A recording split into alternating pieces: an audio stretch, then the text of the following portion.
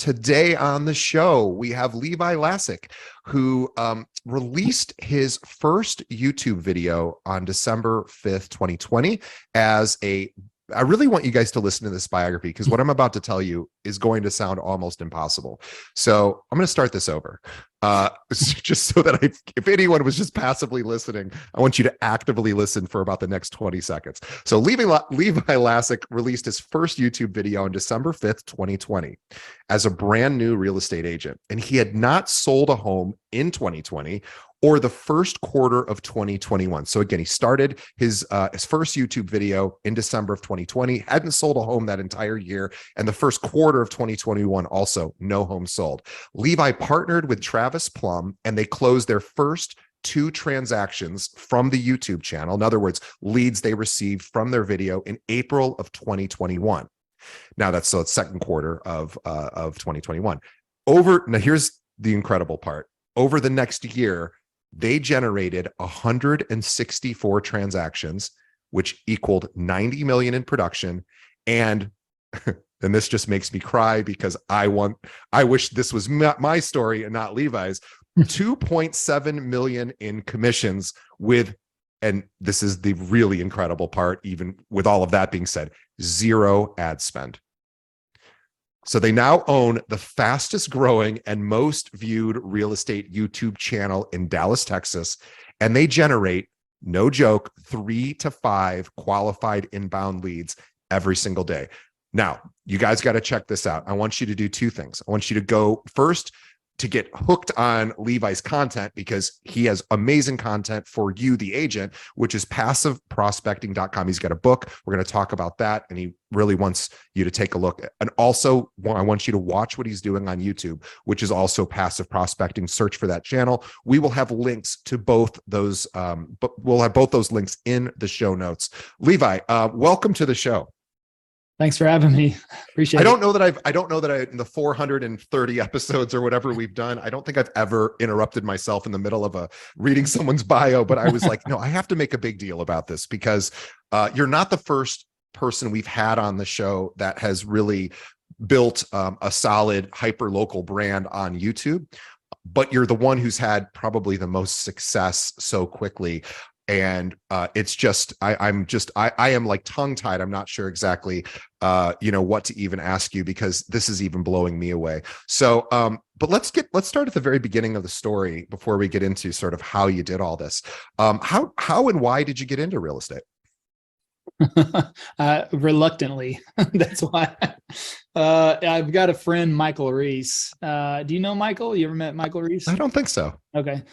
Well, I've known him for 20 years and he got licensed in 2002 and we actually sold gym memberships together at Bally Total Fitness. So that's a rough job, by the way. Oh, hey, we worked 12 hours a day, 7 days a week. And that was literally, and I did that when I was like 20, 21 years old. So I just got out of military and I needed a job. And that's the thing is Michael, first of all, he sold me the most expensive membership there on a 3-year contract, which I couldn't afford at all whatsoever. And then he eventually just recruited me because I had this $8 an hour job. And that was it. I was doing labor work and I lost that job.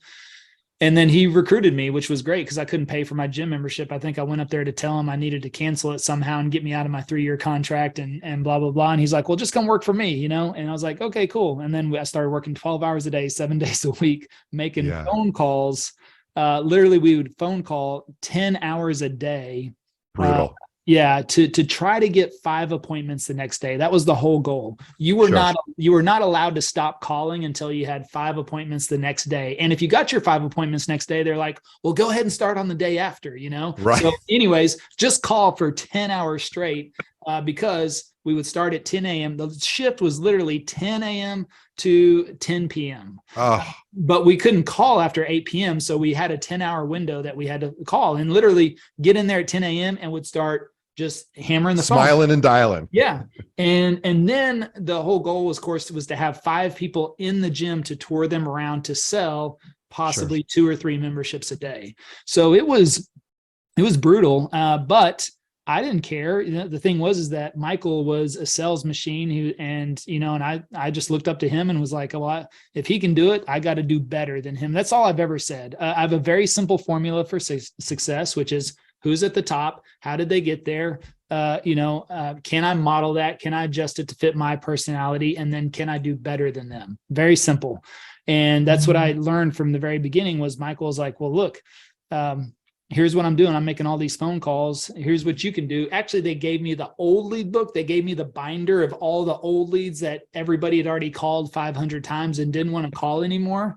Right. And so I just started calling them. And what happened is within 3 weeks, I became the top salesperson there and started to even beat Michael. And I just figured out a better way to do it and more creative ways. And then Michael took me to my first Brian Tracy. It was my first time I'd ever been exposed to personal education, or self-education. And he's like, hey, I'm going to see this guy, Brian Tracy, talk. I was like, okay, cool. Didn't know who it was, or it wasn't even thinking about that sort of thing. And Brian Tracy toured the country, spoke for free, put on free events, of course, to sell all of his courses and CDs and everything at the back of the room. And I remember I just had a $300 credit card. It was my first credit card, had a $300 limit, and it was supposed to be for emergencies. And that day I saw Brian Tracy speak, and I went to the back of the room and I bought as many programs as I could and maxed out that $300 credit card. And I remember I bought, I believe, 6 different programs. So I bought like the psychology of selling, the psychology of mindset, I don't know. He just had all these programs and they were CDs. So they were the books with like 6 CDs in them. Yeah. And the cool thing is I had this really crappy, it wasn't really crappy, but it was a Volkswagen Jetta. But the one thing it had was a 6 CD changer. So I could put all 6 CDs in my 6 CD changer, which was in the trunk, by the way. Yeah. You'd have to open up the trunk and put it in there. And I would listen to the psychology of selling, driving back and forth to the gym and anywhere I went. I never listened to music really in my 20s, I believe. Everybody had asked me about the new bands and who did I like? And I'd be like, I don't know. I don't know who you're talking about really. Because I just bought into that from the beginning, and it just changed my perspective, and I just started consuming as much as possible. Now, the thing is I was in the reserves still, and in 2002, I remember the day Michael came back from meeting a guy named Jay Kinder at the lake, and he came back on to Bally's on Monday and was like, I'm getting into real estate. He's like, screw this. And so he's like, I'm getting into real estate. I was like, okay, cool. All right, good luck, And he was like, no, you got to come with me. Well, he got licensed 2002, finally talked me into it in 2004. So I did get licensed in 2004, but what happened is as soon as I completed my training, I had my license for, I think, about a week, and I got called up because I was still in the reserves, and they I got a call from the military and said, you're being reactivated, you're about to deploy, and you're going to be gone for 18 months. Wow. And so that was it. So I literally, and they gave me, I think, 4 days. It was like a 4-day notice. And this was 2004. So this was right in the height of the, Iraq and Afghanistan. And so literally I remember getting that phone call, and they said, you've got 4 days to report to Fort Hood, in Texas. And that was it. So 4 days to say goodbyes, pack my bags, and that was it. And so I never practiced real estate. I never did it. And the thing is I was gone for 18 months and ended up spending a year of that over in Iraq. And whenever I got home in 2006, then I knew over that time frame I knew I didn't want to be a real estate agent. I realized, being gone for 18 months, Michael just talked me into it. I really didn't want to be a real estate agent in the beginning. I got licensed just because he told me to. And then when I got deployed, I thought maybe this is divine intervention. So whenever I came back, I didn't even, the license expired. I didn't renew it, and I didn't become an agent. And so I went on my own path from there. Now, Michael and I have stayed friends over the last 20 years, watched each other grow and, succeed and dip and all this kind of thing. Sure. But it was really 2020 when my financial services business, I had contracts with Dallas ISD. I worked with all the teachers on their retirement planning. And I'd been doing that for the last 5 years, very lucrative, very successful at that. And then, April of 2020, all the schools shut down. And whenever all the schools shut down, everything I built up over 5 years, it just kind of was gone overnight. And, I'm sitting there at 41 years old asking myself, okay, well, what just happened? How did I end up in this position? And how do I start over without starting over? So, it was an interesting time because I was sitting there thinking, all right, when's school going to come back? When's the world going to reopen? I mean, what's going to happen? Nobody knew, right? And so I couldn't meet with people. I used to meet with all the teachers on campus. Of course, all the schools were shut down. None of the teachers knew how to work Zoom. So nobody was trying to invest. They were all calling me to pull out money from their retirement accounts. Sure. And I was just thinking, all right, well, what am I going to do now? And here comes Michael. Okay, now's the best time to get into real estate. And I was like, bro, I don't want to be a real estate agent, and he's like, but I'm telling you, man. And the thing is with Michael has always seen the potential in everybody that he knows how to also pull that out of people as well. And I think, Michael just knows me as a person in general. Ever since we sold gym memberships, we spent a lot of time together and watching each other over the years. He knows who I am. He knows my work ethic. He knows what I'm capable of. And I think that's why he just never gave up on trying to get me in the business, and always wanted to work with me again, as I always wanted to work with him, but I just never wanted to be the real estate agent. So I said, well, as long as you're an agent, we're probably not going to work together. Just because I had no desire to do that. I was interested in investing. I like investing, and I flipped a few properties here and there. I've had rentals, so I've done transactions, and I enjoyed that part of it. But I was a part-time, I was a part-time investor. So I did 1 or 2 fixer flips a year. I did have 7 rentals at one time. So, but I always worked with an agent. So even during that time, I never renewed my license because I just, again, to me, it wasn't worth it to try to make a little extra commission. I'd rather just work with somebody that could handle that, build it into the price, and just be done with it. Sure. So that was it. So over 2020, he was like, hey man, now's the best time to get into real estate. And as I looked at everything over the summer of 2020, every industry was going down the tank except for real estate. It was probably one of the only industries other than online shopping that started to increase during 2020. Sure.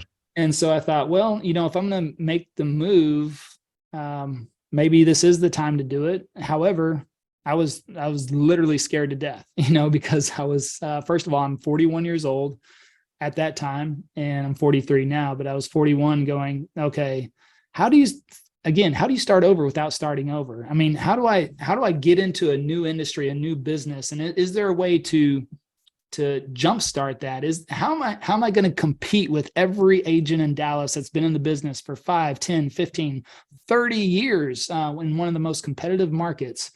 How am I going to position myself? How am I going to have to go out there and shake hands and kiss babies and, go to all these neighborhood events and start? And I was just not really interested in either, and nothing wrong with that at all. But I was just thinking, I'm at a different point in my life. I love the movie The Boiler Room, but I'm just not into all the phone calls anymore. Like you already did your time on the phone. Yeah. I mean, I can do it. I just didn't want to do it. And I was just thinking, okay, well, one thing that Michael said to me that always resonated was, and I heard him speak, to other groups and do trainings. And, one thing he said that always stood out to me was, he said, it's not the best real estate agent that wins, it's the best marketer.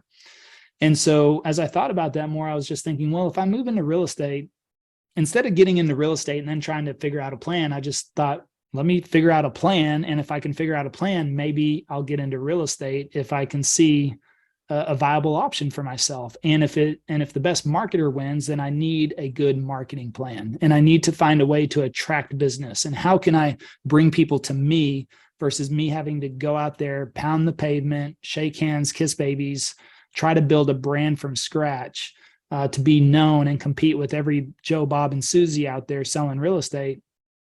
Is there a gap too? I was like, is there a gap in the market? Is there an actual gap in Dallas real estate that I could slip into somehow and attract business and bring people to me so that, the traffic is inbound?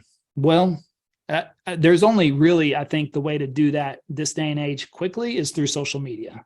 And so I knew that. And so I was like, okay, it's likely going to be social media, because I also knew I didn't want to start a postcard campaign, and I didn't want to start a magazine and a billboard and start spending a ton of money, especially in the middle of a pandemic where who knows what was going to happen anyways. And even going out and meeting people or events, all that stuff was still very questionable, even for Texas. I mean, I'm in Dallas, Texas, and we were open faster than anybody other than Florida.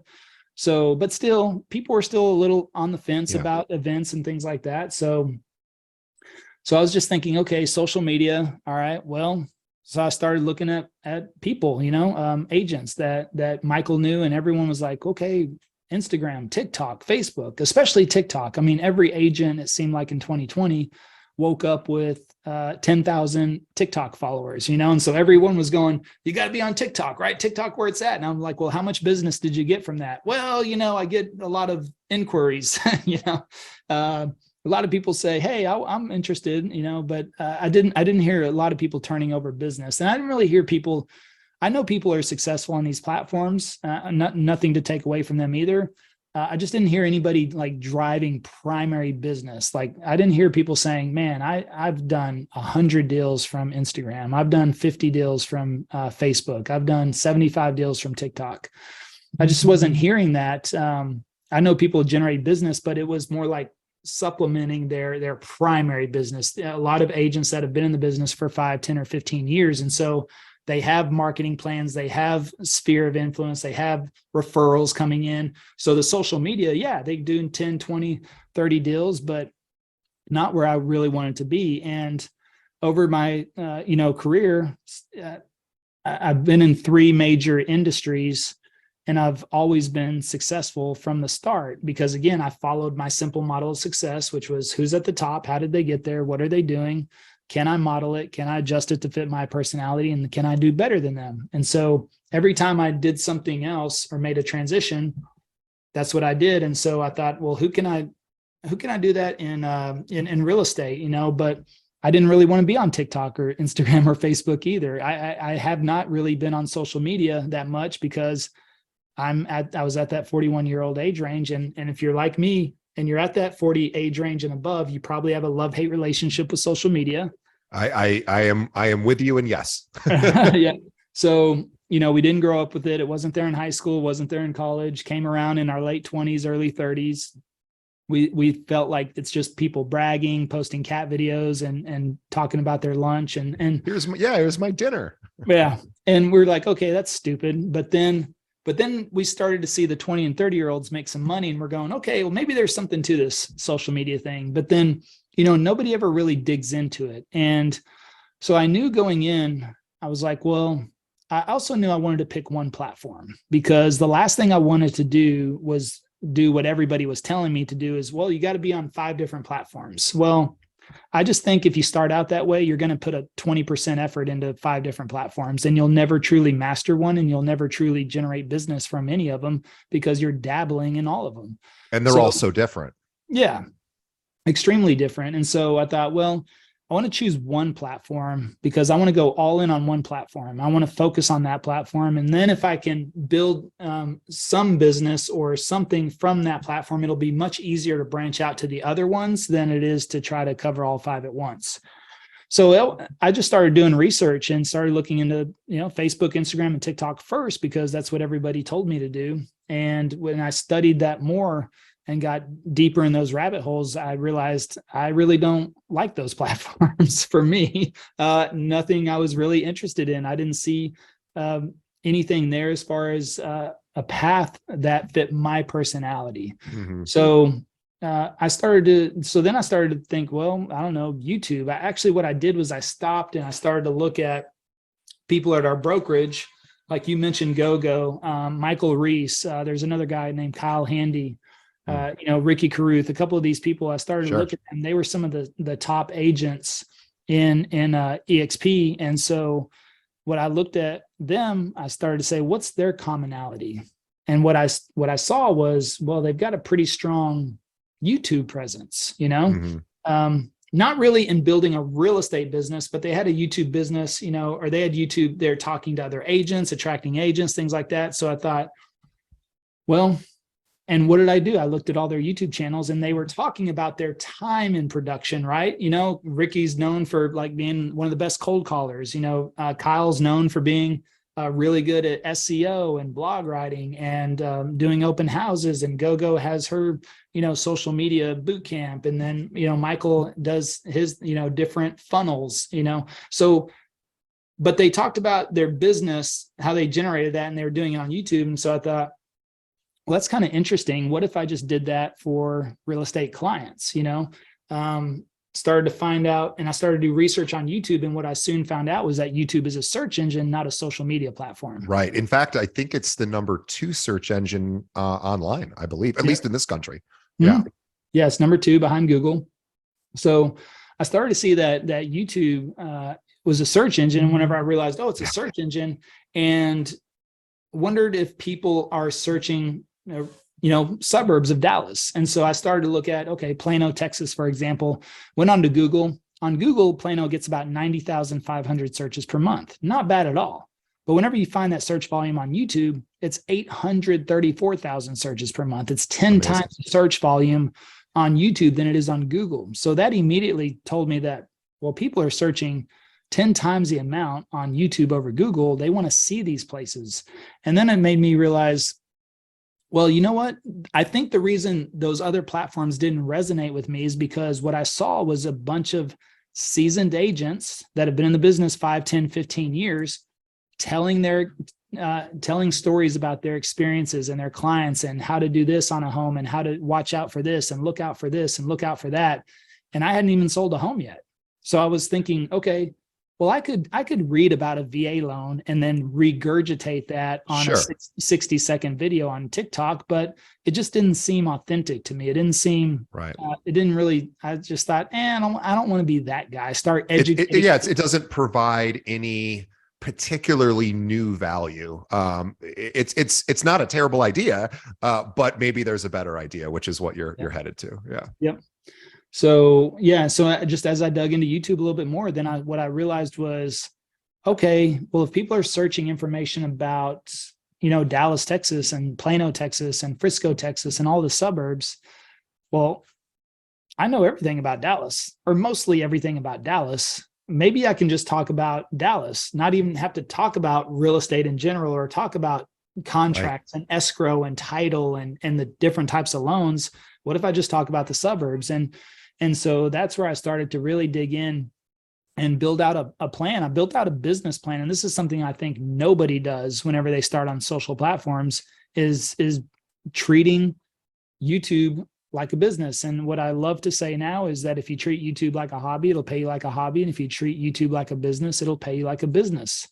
And so what I did was I just started to research every possible thing I could on YouTube and YouTube marketing and videos and how to make videos. And then, look at all these different real estate channels. And then I just started to build out a plan of what I thought may do well as far as what people are searching. And then I had the search volume that helped me as well. So it wasn't me just guessing on, maybe should I make this video? It was no, I could actually go in and see what were people searching on. Yeah, you know your potential audience size before you ever start recording, because you have an idea of what that search volume traffic could be.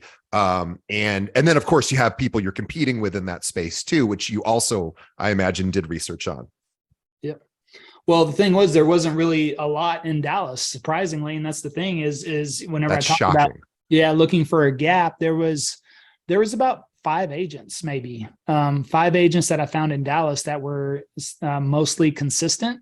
And one of them, the top channel had 7,000 subscribers. The second to top had 5,000 subscribers. Oh, okay. And the next one had 4 and the next one had 3. And I was starting at 0. And I thought, okay, well, the top one has 7,000. So that's my person, right? That's the goal. That's the benchmark. Yeah. Yeah.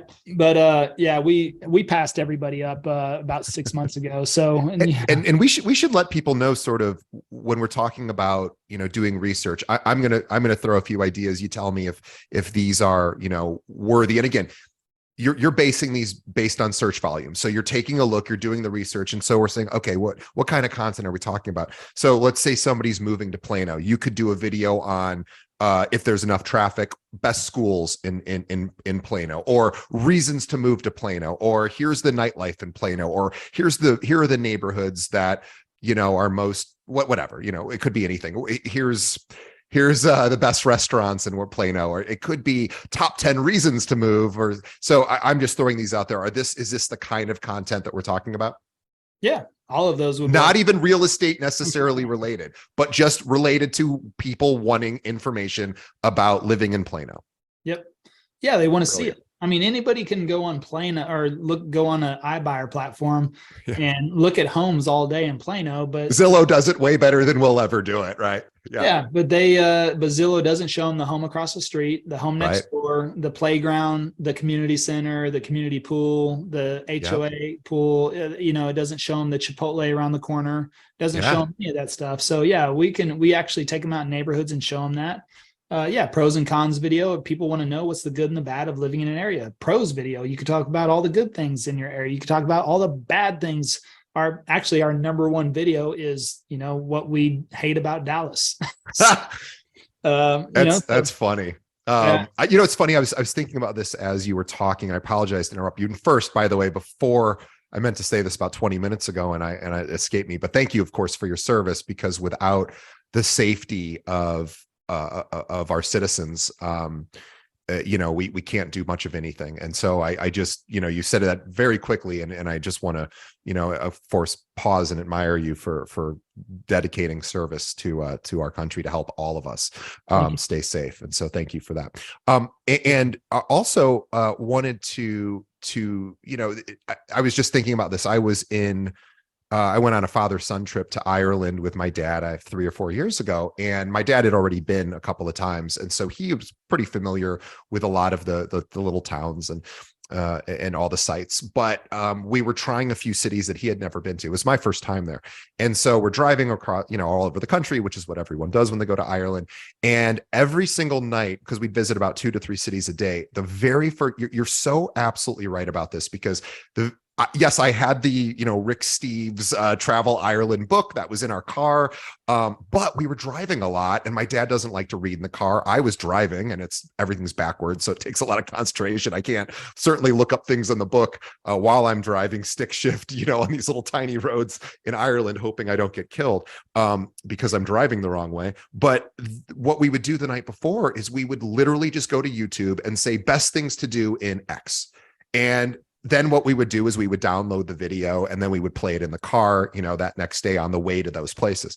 And that was the best possible education I got, because you're right. The books are great and they were helpful. But they didn't really give me a sense of what it was like to go to some of these attractions and these events. So we would download it and watch it or listen to it on the way to that place. And I think a lot of people do this when they go visit places they haven't. They go best things to do, right? And so I mean, that in and of itself is kind of the blueprint for what we're talking about, is find things that people are already searching for and just create the best possible video for that topic. Is that my understanding? Absolutely. Yes. Don't you wish it was more complicated than that? It would sort of be like, let's talk about this though. So you're a guy who you didn't grow up wanting to be a broadcaster. You didn't want to be a streamer. You didn't want to be a personality online necessarily. You just knew that you were modeling some of these people that have come before you and trying to figure out a gap in the market. And, it was funny because you were talking about Brian Tracy. One of my favorite Brian Tracy quotes is something like, well, he says sales solve all problems, and we would just maybe reframe that to leads solve all problems, because they really do, right? I mean, this is a business of leads, and of course it's a business of service and all the other things too, but leads are what keep the engine running. And leads can come from a lot of different sources, but you basically saw your idea was, I don't want to go out into the public that much. That's not really what I'm best at. I'm not the guy on the billboard or, racing around all these different events. I want to be the guy, people are doing all this searching online. I want to be the guy they go to for that. And, when you started making videos, you talked about reading about it, learning production. How difficult was it for you did you have I need these videos to look perfect, or were you willing to experiment and try different methods? Because I know a lot of listeners are like, I don't know anything about video production. That's not what I do. So how complicated are your video shoots? Pretty basic. So I don't think I've ever, the only videos I've ever re-recorded are the ones that I didn't record audio or something like that whenever I made it. But that's only been a couple of times. I think for me, it was, no, I wasn't seeking this out. To me, I am will do what it takes to get things done type of person. So really the thing is I grew up in a pretty neutral environment. I would say that my parents, much as I love them, they never encouraged me to do anything with my life. they were just kind of like, really their mindset was the most thing I heard ever come from my mom was, we can't afford that. So we grew up with a very poor mentality, with the same thing as far as you're never going to go to college. I mean, literally, it wasn't, my parents weren't like, hey, let's figure out a way you can get to college. It was like, well, we didn't go to college. Your two older brothers didn't go to college, and you're not going to go to college. That's not in your future. Yeah, because we can't afford it. And that's all they saw. They I don't even think they understood about scholarships, student aid, because they never said, Levi, get good grades, get a scholarship, none of that. I mean, it was not in their window, and so, so that was the thing is that, and they never, I remember like in second grade, I wanted to be an astronaut, but they never bought me a Popular Mechanics magazine or, encouraged that in any way there. And so I think I was always a little lost. And so I think whenever I met someone like Michael and he was like, hey, just sell some gym memberships with me, I was like, okay, cool. And then seeing someone like Brian Tracy, who talked about, oh, if you read, I mean, whatever you want to do, you can go out there and read about it and learn it and apply it and take action. And I was like, oh, brilliant, genius. Okay, I can do that. And, and then I got deployed. Well, when I got deployed, I thought a lot about what I wanted to do whenever I came back. And really, I wanted to get into real estate investing, but I didn't. I just got a job selling cell phones. But I knew from learning from Michael, I was like, I want to be the best at selling cell phones. And so what did I do?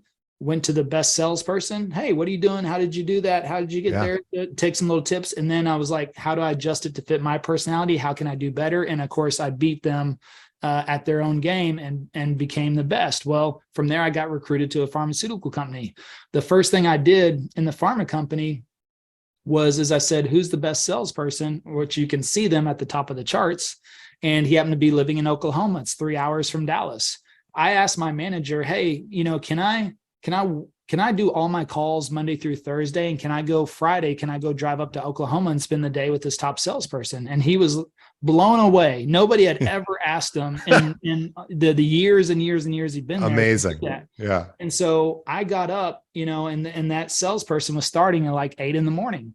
So I had to get up, drive 3 hours to Oklahoma, meet him by 8 a.m. And then I spent the whole day with him and drove back. But that was the things I was willing to do to just to try to be the best. And it took within 12 months, I never got to number 1, but I got to number 4 out of 160 sales reps nationwide. But I did that in less than 12 months. And that's not easy to do in the pharmaceutical world. Well, from there, I transitioned into financial services. Whenever I got licensed for that and got into that business, the first thing I did was went to the best person I knew and learned from them, and then figured out how to do it better. And I blew past them, their production. Like they told me their best production was 1.3 million the first year. And that's a lot whenever you're talking about just getting up monthly accounts built up for teachers. Well, I did 1.5 my first year. And so, when I was making that transition into real estate, that's why I was really scared to death, because I had not heard, you hear about all the failures more than you hear the successes. Well, there's a lot more failures than successes in real estate. Yeah. Oh yeah. And if you hit 100,000, in your first year in real estate, you're a major success. You are a superstar. Yeah. So, but I was like, I'm not good with 100,000, and also what I just saw people doing was the same traditional ways. Right. And so that's what scared me to death, because I was like, I still wanted to come in and be successful and just be the best at real estate. I was like, and that's what held me back for so long too, because I never had the desire to do it. And I thought, if I do move into that, I want to do this as fast as possible. I don't know if that's possible, but could I get to 200,000 or 300,000? That's what I was really thinking. Could I get to 200,000 or 300,000 or 400,000 in my first year? Because then I would feel like I made an impact. I'm off to a good start. And that's and by that time, if you can do that, you've clearly cracked some code. Right. It's not just, hey, I got lucky because I grew up here and all my friends still live here and they just happen to all need to buy a condo or sell a condo this year. This is a whole different thing that nobody locally had even done. Right. So yes, there's YouTube channels with 7,000, which is very meager, really. I mean, it's not really, if you're doing it, that could be enough to generate tons and tons of business, but I'm guessing those other channels probably weren't generating a ton of business. So you didn't even have a really amazing blueprint. You were kind of placing a bet. Well, going back to your question, as far as what I understood was in my research was that what I realized was, here's why I was at the position I was at, because over my career of sales, gym memberships, cell phones, pharmaceuticals, and retirement plans, it was always me. It was one-to-one selling. And so every time I stopped, or when I transitioned from cell phones to pharmaceuticals, I had nothing to show except a bunch of trophies from selling cell phones. When I went from pharmaceuticals to financial services, I had all the trophies from pharmaceuticals, but nothing came with me. No income. Well, and plus it's not as scalable, right? Like it was you that was making all these sales, and there wasn't an avenue like YouTube for real estate, because you couldn't reach as easily a vast number of prospects in those other services. Yep. Yeah. So, and they were jobs. Of course, you can't really scale your job, Right. But when I went into financial services, that was the first time I started my own business, and I could bring on other reps and expand. And I did that. I brought on a couple of people, but the thing is that the margins were small, that I had to cut into their cut, if I wanted to make the overrides. And so I would bring on a few people, and I just never felt right to me. I just thought, man, nobody is going to make a serious living, because I know that I'm a rare breed as well. And I'm confident in my sales ability. And I know I'm a good salesperson, and I know I'm in the top 1%. And I've proven that in 4 different industries. And I know that not everybody's that good of a salesperson. So in the financial services, no, I was going to be very difficult to find somebody like me that could sell as well as me. But then it's hard to duplicate you. If they didn't do that, they weren't going to make a good living either. So it never set well with me. So I never scaled that accordingly, because that was more of just a personal conflict with myself. Was I didn't feel like I could get somebody on full time that could earn a full-time living. So those are the questions I asked myself over the summer, and that's what kept me from getting into real estate, is because I did not want to go into one-to-one selling again. I didn't want to be the one shaking hands, kissing babies, doing the transactions, and so, or making the calls, because, as soon as you hang up the phone, your lead generation stops. And so I wanted to build something that was scalable, something that I could, I wasn't the factor, and so that way, if a pandemic or illness or, economy or something like that took me out of the picture, whether temporarily or permanent, I could still have a business running on the back end. So that's just all the questions that I had to ask myself. So that's the other part of why we've grown so quickly. And so going back to your original question, as far as camera presence, it wasn't hard for me, because what I realized was all video is communication and sales at scale. And so I was like, well, shoot, if I can make videos, I can have the conversation once with that camera, but now I'm giving the opportunity. It's still one-to-one, but 100, 1,000, 10,000, 50,000 people can see that conversation. And so this is what I tell agents now is like, you do this every day. If I went to your neighborhood right now to buy a home, you could take me around all day long, tell me everything I needed to know about that neighborhood, the schools, the fun things to do. You could tell me all of that. But when I leave, it's gone. It's done. The conversation is dead forever. It'll never be resurrected. So stop doing that. Have that exact conversation you'd have with me and have it on camera. And now you can tell thousands of people and give them the opportunity to see that. That's passive prospecting. That is doing the sales pitch once and letting something else do all the work for you. Everybody loves the idea of passive income. But what do you have to do? You have to do the work up front and put a system, a process in place so that it constantly works for you on the back end, right? Because no matter what anybody says, passive income still takes a little bit of tweaks here and there, right? And you gotta look at it. But all video is passive prospecting. It's the same concept. We're taking the time, energy, and effort to make that video. But once I've done that, it's done, and it's going to work not just 24/7, but in a compound effect of time, because making video does not take time. It makes you time. And not only does it make you time, it compounds time. So that is always prospecting. And that's why I don't feel bad now about traveling, taking the days off, taking the weekends off, going to conferences, going on vacation, because videos still get published and leads still come in no matter what I'm doing.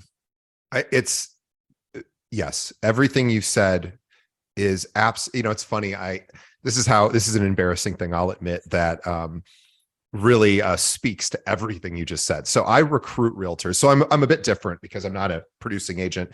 I recruit for our company, and I'm doing it the same way I've been doing it since 2010, which is we have people that make calls and say, hey, would you like to talk about switching firms? And then they set up an appointment. And then I schedule a 30-minute meeting and I do my pitch. And 95% of the conversation is me explaining everything that we offer, because that's why people are scheduling the appointment. I'll do 5 minutes of like, hey, tell me about you. What are you looking for? What's, you're having problems that you're existing for, blah, blah, blah. Make sure I know what they want. But then I got to present for 25 minutes because that's what they're there to hear. And I've been doing that the exact same way for 12 years now. And this whole time I'm going, why don't I have a video that does most of this? Like, maybe it doesn't do the full 25 minutes, but it does like 20 minutes of it. And prior to the meeting, I go, hey, just to save you time, Mr. and Mrs. Prospect, I'd like you to watch this video because honestly, you can learn most everything we do. And then I'm going to call you at the time that we have scheduled, and we're going to have a better conversation, because now you'll know kind of what we offer. I can have sort of next level conversations with you, and you can, it'll just be better. I don't know why I haven't done that yet. And you just reminded me that what I'm doing isn't scalable. And it's no different really than, somebody meeting with a buyer for the first time, which, by the way, if you're doing that one-to-one, awesome, good. I'm not here to tell you that that's a bad idea, but what if you had a video with somebody? I mean, we're sort of getting into a different realm. But what if we had a video that said, hey, Mr. and Mrs. First-time home buyer, before we meet in person, I'd like you to watch this 15-minute video. It'll help prepare for the meeting, blah, blah, blah, blah. But anyway, this will save time for the agent. So YouTube, and again, I'm sorry. So that was just two things. You got please. Two very important things about that. Number one, I do the exact same thing. So what's your brokerage? It's called Kale, like the vegetable. Okay. So I'm with EXP, and we do agent attraction. The thing is that I've never explained EXP business model to anybody. If they book a partner call with me, what happens is as soon as they book that call, I have an automation that sends them the EXP explained video, and I say in the message, hey, by the way, since we're going to be chatting about EXP, it's best you watch this video about the brokerage model so that you have all the context you need and can ask the right questions when we get on the call. And so instead of them asking me, okay, what's the split? What's the right? Which is what I deal with all the time. Yeah. Those are done. Yeah. You know what their number one, every time I get on a call now, what their number one question is? No. How does this work? How do I move? How do I sign up? How do I move over? Yeah. So it's the logistics of it. That's what their question is about. And sure. And then we just chit chat. We kind of like, oh, so where'd you grow up? And then we just kind of go back and forth. So that's done the heavy lifting for me. Now, to your other point on the real estate side, the video builds the relationship for you. See, the thing is that nobody hardly watches one video and calls us. They end up watching 5, 10, 15, 20 videos. So whenever they come to us, number one, the relationship is already there on their side. They already feel like they know, like, and trust us. Right. Sure. And when they call us, they've already made the decision that they want to work with us. And so, and they feel like they know you. Oh yeah. Because, well, and this is the thing that people don't realize. It actually builds, and maybe it's artificial in a sense, but it's irrelevant because it works. It builds a connection between you and the audience, because you are speaking one-to-one, even though that video is reaching tens of thousands of people, possibly. It is a one-to-one relationship each time somebody pushes play. Yep. Absolutely.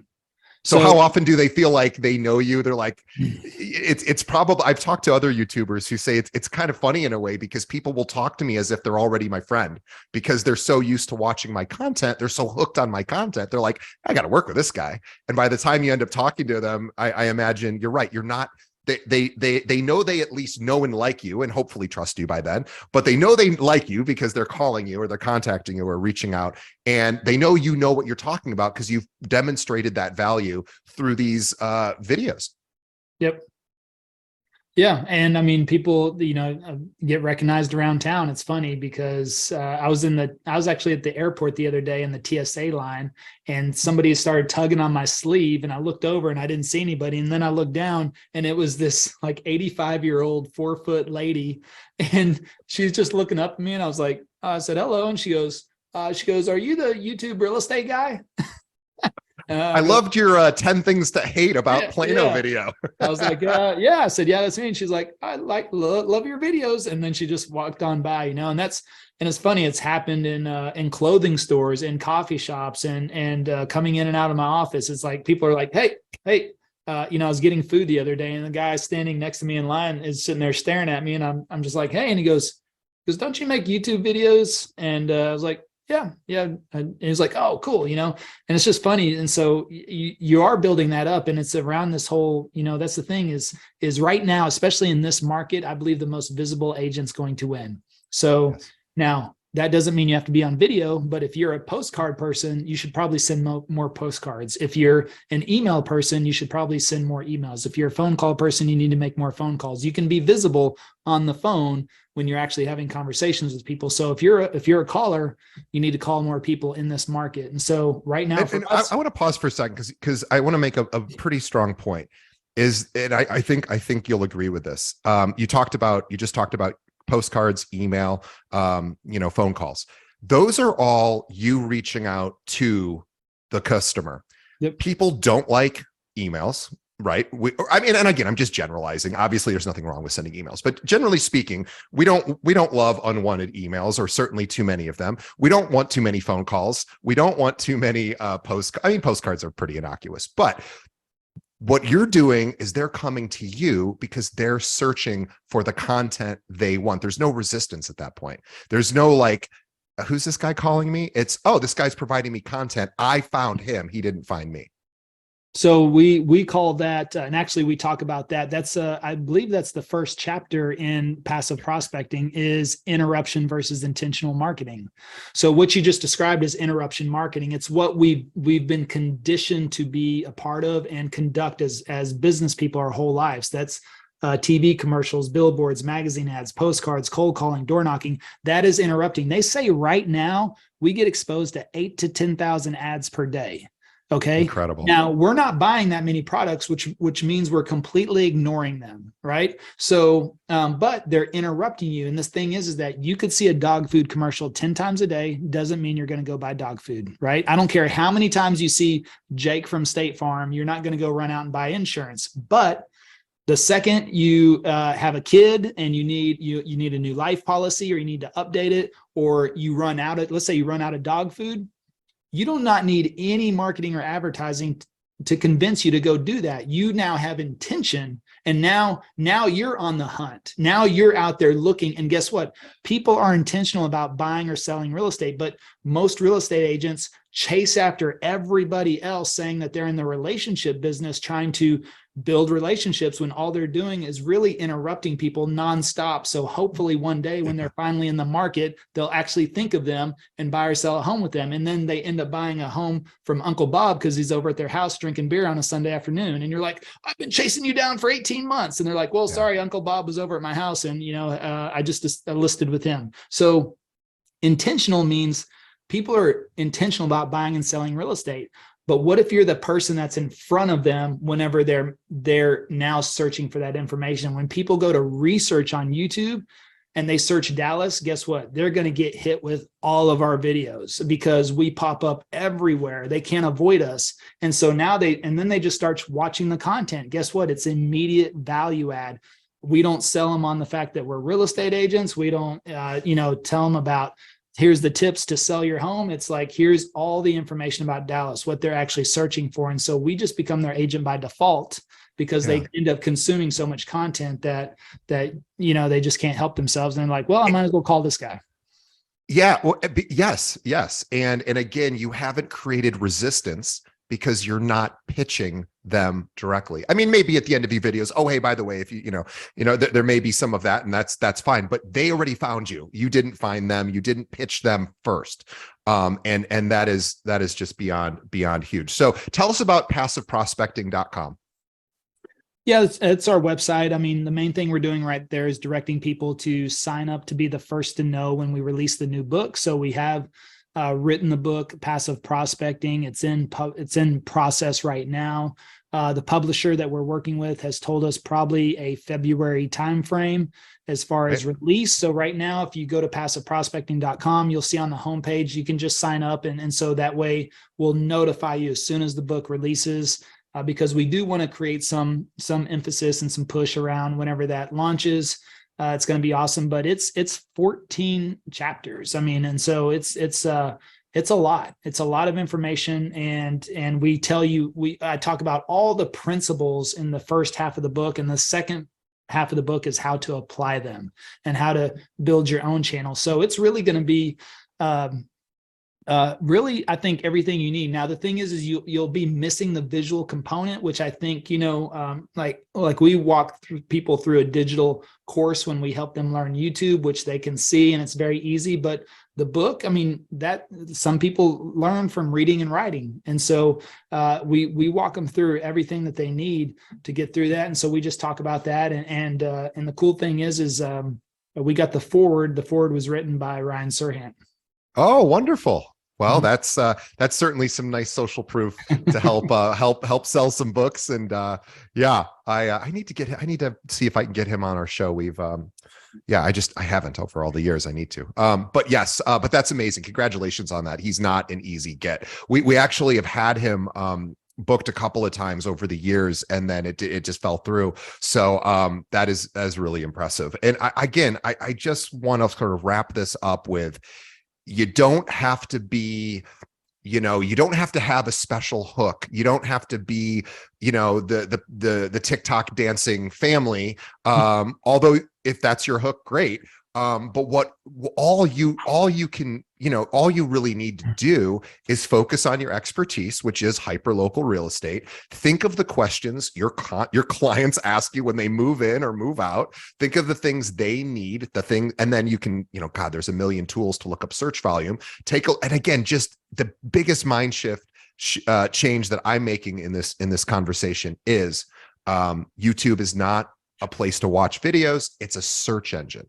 It's a search engine first that happens to show you videos. And if I think of it that way, then it becomes a research and development tool versus, and also, fun thing if I want to screw around on YouTube, but I can actually use it for research and development. Whereas Instagram, Facebook, and even TikTok, you're at the mercy of either the people you already know, or in TikTok's case a little bit differently. They have a sort of a different algorithm set. But Facebook is people for the most part.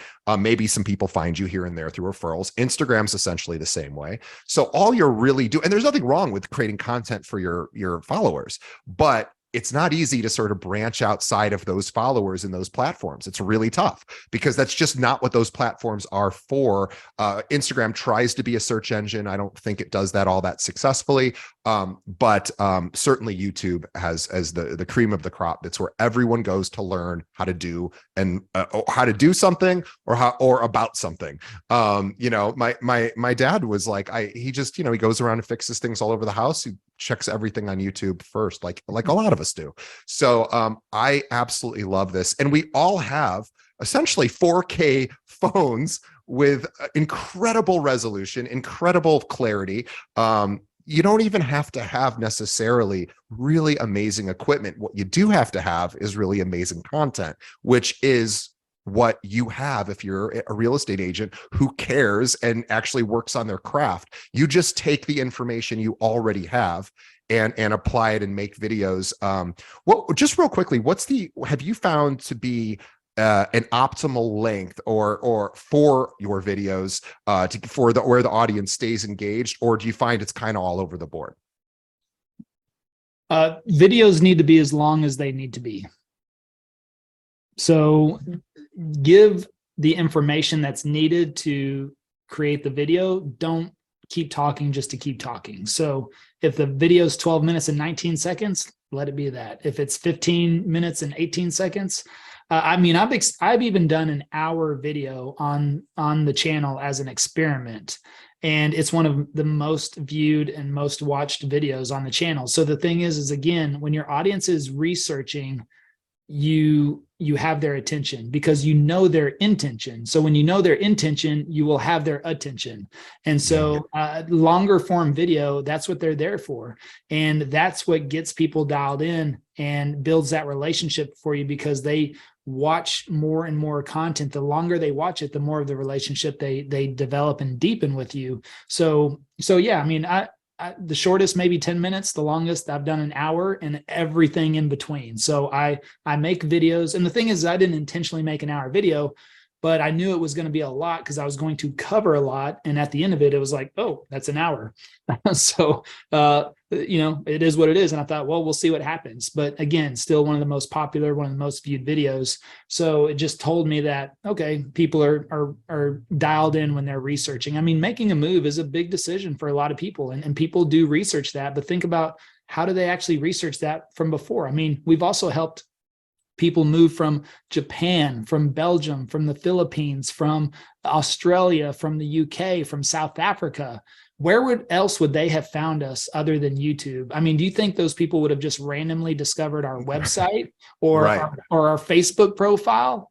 No, they're going to search Dallas first because they're moving here because of a job, because of a better opportunity, because of a transfer, this or that, and so they're saying, well, what's Dallas like? Let's go on YouTube and take a look. Let's see what Dallas looks like. And then guess what?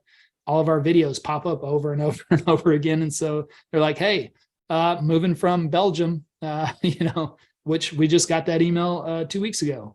And that's what the lady said. Used to live in Florida, lived in Belgium the last 6 years. Now we're getting transferred to Dallas. So again, in essentially 1 year, we're talking 164 transactions, 90 million in production, almost 3 million in commissions. These results speak for themselves. I don't need to say anything other than I want to read that book. So the best place, and by the way, everybody needs to read this book, because even if you're not a YouTuber, even if you're not somebody that thinks this is a viable path, I am guessing that with the rates have essentially doubled since, and I don't like to even say rates have doubled because they were such low. Of course they were going to double, but regardless, it's still a tricky time to generate leads. So if you're doing the traditional methods, then you're going to just have a lot of people sitting on the sidelines. There's only a certain percentage of your sphere of influence that are going to be buying or selling in the next 12 months. And you're probably a little stressed about it right now. I know all of our agents are. This provides you, even if you're like, that's not really what I'm not really a online personality. You don't need to necessarily be an online personality. What you need to do, I mean, I don't care who does. I watched a video last night. I had to replace a switch. I have like a smart switch, light switch essentially, and it has a dimmer and whatever. So anyway, I had to switch it, and I was like, I better just double check that I've got these wires connected correctly, or I'm going to, blow up my whole home. And I watched a 1-minute video. It was a guy who was not a YouTube personality, but he had the most views for this particular, wiring for outlet. It had like 3 million views, and it was a 1-minute video. This guy could not have been less personable, and yet his content was good, and it was quick, and it works. And so even if you're not somebody who's like, oh, I'm not as dynamic, maybe I'm more introverted, it doesn't matter. You just have to have incredible content. And yes, you should learn how to make things look good and sound good, and you should be really intentional about the way you're speaking, and there's a lot to learn. But regardless, I just watched a video last night. This guy basically saved my life. And he is not dynamic. So I just want to make that point that if you're thinking about, another way to generate income, because like Levi was saying, you can create a really great piece of content. It lives forever. It might generate traffic for a very long time, or even forever, I guess, and could be. And so you have this opportunity to create something that lasts. Social media is very digestible. It's very it's very transient. It comes and goes. We do the infinite scroll. But YouTube stuff kind of lasts forever. Now something better might come along and replace you, and then you can create another video to replace that person. So that can happen. But it essentially, if it's good, it lasts. And I see this all the time, like this video about replacing the electrical wiring.